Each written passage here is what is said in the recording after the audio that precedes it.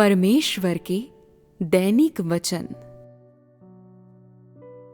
जैसे जैसे तुम्हारा जीवन प्रगति करता है, तुम्हारे पास हमेशा नया प्रवेश और नया उच्चतर परिज्ञान अवश्य होना चाहिए, जो हर एक कदम के साथ और गहरा होता जाता है।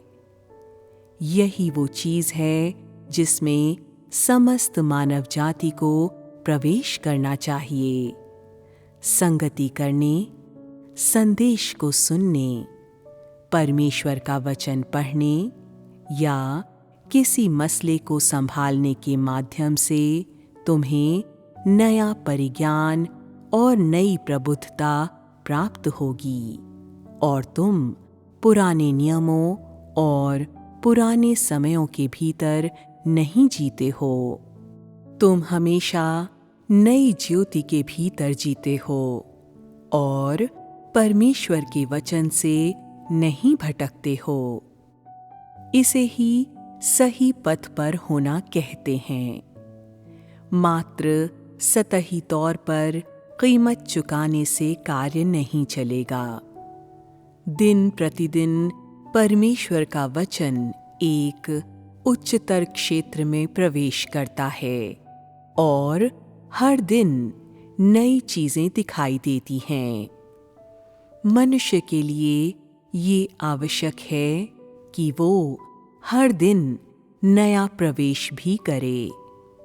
जब परमेश्वर बोलता है तो वो उस सब को साकार करता है जो उसने बोला है। यदि तुम समान गति से नहीं चलोगे तो तुम पीछे रह जाओगे। तुम्हारी प्रार्थनाओं को अधिक गहरा अवश्य भेदना चाहिए।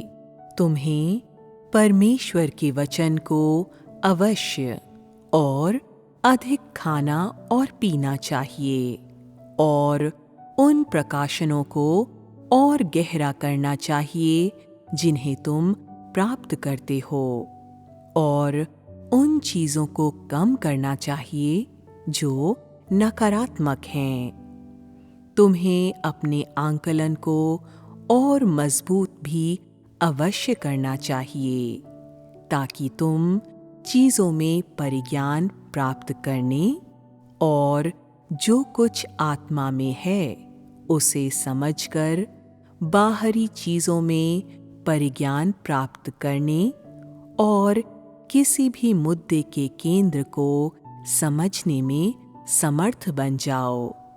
यदि तुम इन चीजों से सुसज्जित नहीं हो तो तुम कलीसिया की अगुवाई करने में समर्थ कैसे हो सकते हो?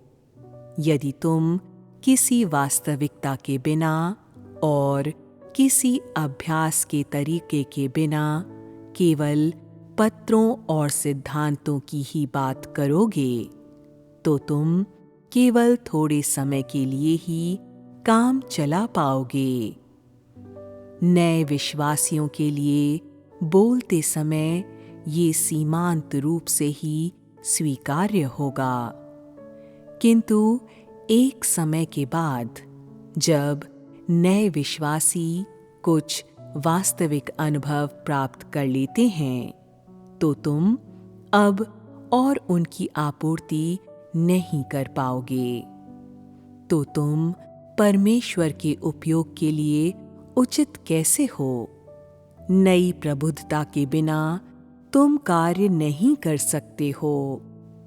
जो बिना प्रबुद्धता के हैं वे ऐसे लोग हैं जो नहीं जानते हैं कि अनुभव कैसे करें और ऐसे मनुष्य कभी भी नया ज्ञान या नया अनुभव प्राप्त नहीं करते हैं और जीवन आपूर्ति करने के मामले में वे अपना कार्य कभी नहीं कर सकते हैं, न ही वे परमेश्वर के उपयोग के लिए उचित हो सकते हैं। इस प्रकार का मनुष्य अनुपयोगी मात्र रद्दी माल है। सच में ऐसे मनुष्य कार्य में अपने प्रकार्य को करने में पूर्णता अक्षम हैं और सभी अनुपयोगी हैं। न केवल वे अपने प्रकार्य को करने में असफल हैं, बल्कि वे वास्तव में कलीसिया के ऊपर अनावश्यक तनाव डालते हैं।